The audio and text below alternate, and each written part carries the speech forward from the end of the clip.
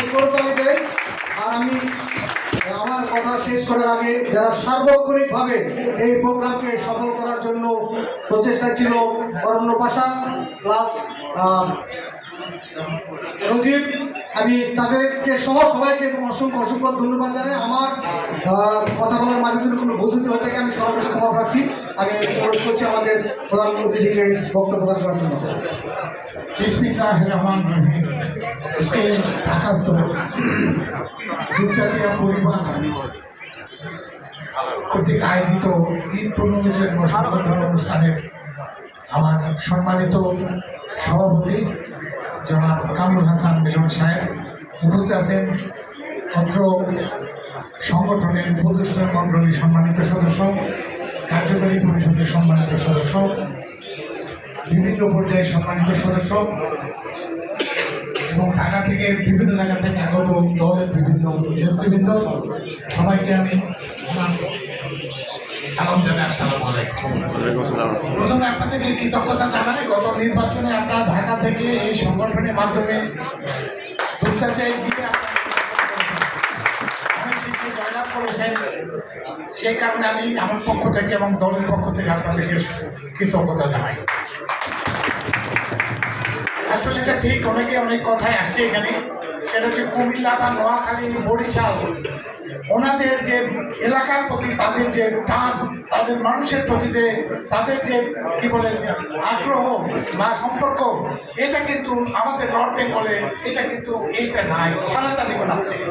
আমরা এদিকে অনেক দুর্বল, বরঞ্চ ওনারা ঢাকা বা এই উত্তরবঙ্গে দক্ষিণবঙ্গের মানুষ এরা সবসময় জানে যে উত্তরবঙ্গ থেকে যারা আসে তারা অনেক বোকা এবং সরল সাদা মানুষ, এটা তারা বিশ্বাস করে জানে। যার কারণে তারা জানে যে খুব সহজে তাদেরকে ঠকানো যায়, তাদের নিজেদের মধ্যে কোন্দল লাগাতে হবে। আমরা যেটা করি ইস্টবঙ্গের সময় যেটা হলো আপনার নোয়াখালী মানুষ যেটা করে সেটা হচ্ছে কেউ উপরে উঠলে তারা নিজেদেরকে তাকে টেনে তোলে, কিংবা উপরে যারা উঠে তাদেরকে তারা ফলো করে, তারা উপরে উঠতে যায়। আমাদের ব্যাপারটা আলাদা। আমাদের ব্যাপারে কেউ উপরে উঠতে চাইলে হয় তাকে তাই হিংসা করে বা টেনে ধরে, বা কিংবা তার পক্ষে কেউ চাইতে চায় না। এটা কিন্তু আমাদের মধ্যে চরিত্রটা আছে, ঠিক আছে? যার কারণে আজকে বগুড়ার নির্বাচনের সময়, গত নির্বাচনের সময় ধানের শীষের নির্বাচনে বগুড়ার মানুষ কম্পিটিশন হয় ধানের শীষের সঙ্গে কি বলে দাঁড়িয়ে পারলাম, এটা কি হওয়া উচিত? এটা আমাদের এই হিংসার কারণে এটা হয়েছে।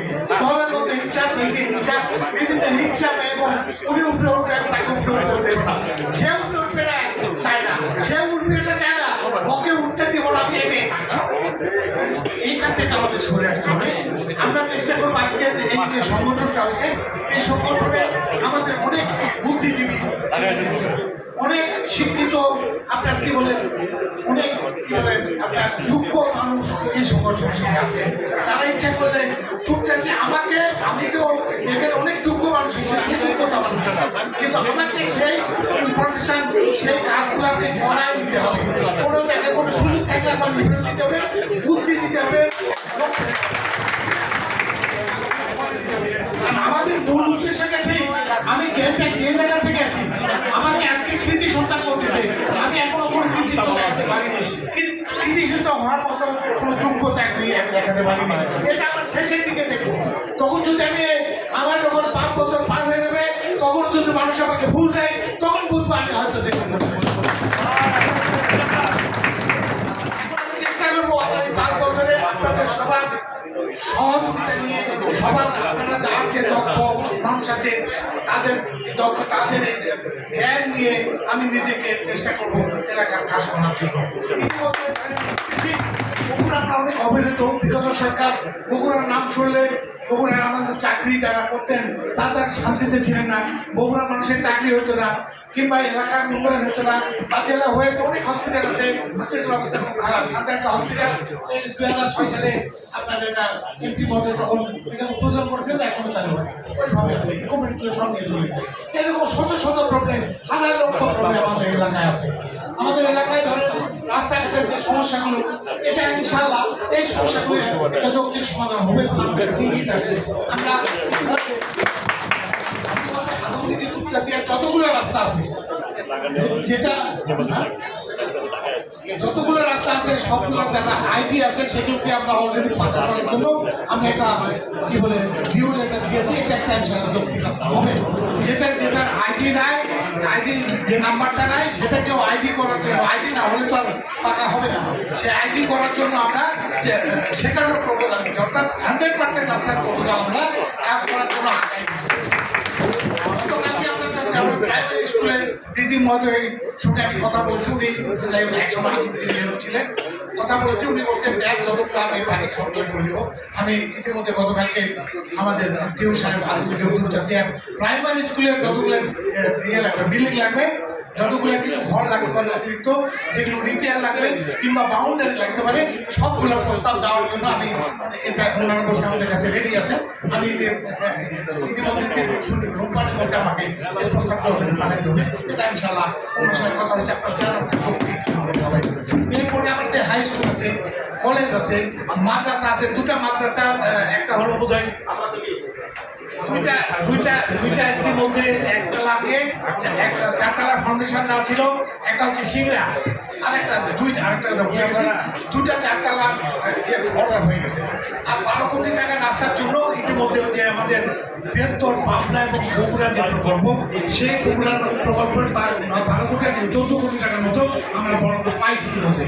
আরও 3400 কোটি টাকা বগুড়া রাস্তায় এলজিডির মাধ্যমে বগুড়ার উন্নয়নের জন্য গেছে, এটা ভাগ হবে। তাতে আশা করি যদি আমি 250, 500 কোটি টাকাও পাই, এর মধ্যে 500 কোটি টাকা হলে আমার মোটামুটি রাস্তা এলজিডির যে রাস্তা আমাদেরকে ঠিক আমাদের উন্নয়ন করতেই হবে, কিন্তু কিছু সমস্যা আমাদের আছে, যেমন শিক্ষার মান, এটা খুব বাজে অবস্থা আমাদের। কারণ হলো সারিয়াকান্দি আসলে হয়েছে কি, আমরা সব গৃহস্থ করে ফেলেছিলাম, জমি জমা আছে বাপের, দেখাশোনা নমস্কার করি না, বিভিন্নভাবে সারিয়াকান্দি ওই চরম জেলার বা ওই এলাকার মানুষের শিক্ষার যে অবস্থা, আমাদের আনন্দিত ঢুকতে যাচ্ছে, শিক্ষার মান অনেক খারাপ অবস্থা।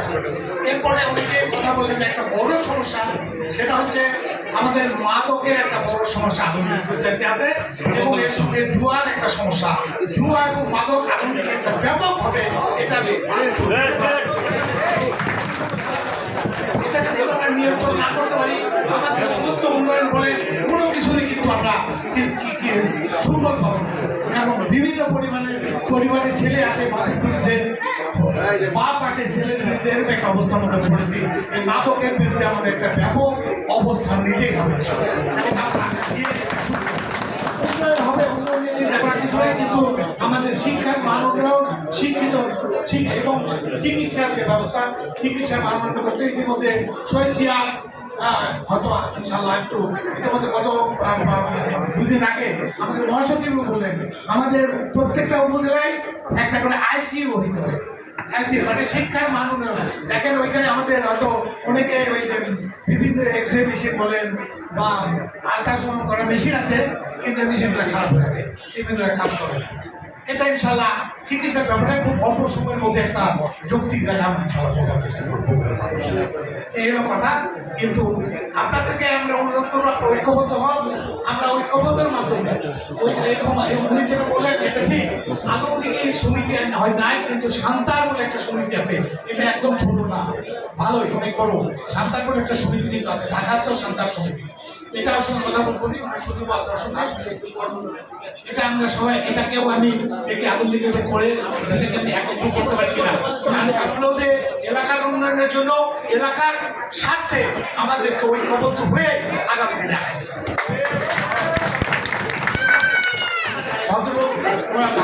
বড় ভাই বললেন ওই যে দুপচাচিয়া যে রাস্তার এইটার প্রস্তাব আমরা দিয়েছি। ইনশাল্লাহ আমাদের এই কৃষিকারী থেকে, এটা হলো ব্রিজের পর থেকে, অর্থাৎ আপনাকে থানা রোডে ওই পার্ক থেকে কৃষিকারী পর্যন্ত, এখানে গত বছরে 14টা বড় অ্যাক্সিডেন্ট এই জায়গায়, গত বছর 14টা, অনেক বেশি। হ্যাঁ, এটা আমরা একটা ওভারব্রিজের প্রস্তাব আমরা দিয়েছি, এবং এই রাস্তাটা বগুড়া থেকে নওগাঁ যে রাস্তাটা, এই রাস্তাটা অবশ্যই চালবে, এটা নিয়ে একটু হবে ইনশাল্লাহ। এখন আমাদের যেটা দরকার সেটা ঐক্যবদ্ধের মাধ্যমে সবাই মিলে আদমদিঘি দুর্গাটাকে একটা মডেল আদমদিঘি থানা আমরা করতে চাই। এইটুকু ইনফরমেশন আমরা দিতে চাই আমার পক্ষ থেকে। আপনাকে আমি ওয়াদা করতে চাই যে আমি এই 5 বছরে একটি পয়সা না আল্লাহ সুবহানাহু আমাদের দুর্নীতির মধ্যে আসবে।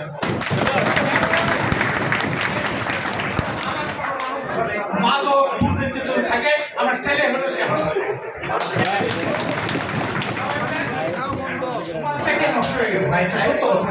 বিভিন্নভাবে সমাজে এই যে আজকে মাননীয় প্রধানমন্ত্রী তার যে অ্যাটিটিউডটা শুরু করেছে, এই অ্যাটিটিউডের যে লক্ষ্য এটা আমাদের বুঝতে হবে উনি বড় চেয়ারে বসেন না। তার মানে আমার ওই জায়গায় যাওয়ার দরকার নাই, আমার বড় চেয়ার দরকার নাই। আমার দরকার হলে সবাই আমাকে আপনারা মানুষের সেবক হিসেবে আমি আপনাদের ওই কি বলে ওই রাজা হওয়ার মতো মানসিকতা হবে। সেবক আমার নেতা তারেক সাহেব এই আকীদা পোষণ করে একজন পরিবারের হেড যদি সৎ হয় ইনশাআল্লাহ ওই পরিবার সৎ থাকে, এটা বাস্তবতা। আমাদের নেতা সৎ, সৎ থাকতে আমরা ইচ্ছা করলে পারবো না, বাধ্য হয়েছে। এই কথা আসে আপনাদের যে আজকে চাওয়া পাওয়া এবং এই যে আর্থিক যে ব্যাপারগুলো আছে ইনশাআল্লাহ আমাদের যে কোনো না কোনো ভাবে সুযোগ আসবে, সুযোগ আসলে সম্ভব আমি সহযোগিতা করছি। আপনারা আমাকে নিয়ে আসেন, এখানে এসে দীর্ঘ সময় বসে চেষ্টা করলেন, সবাইকে আমি ধন্যবাদ কৃতজ্ঞতা জানিয়ে আজকে খোদা হাফেজ, বাংলাদেশ জিন্দাবাদ, শহীদ অমর হোক, বেগম খালেদা জিয়া অমর হোক, তারেক রহমান জিন্দাবাদ, আমাদের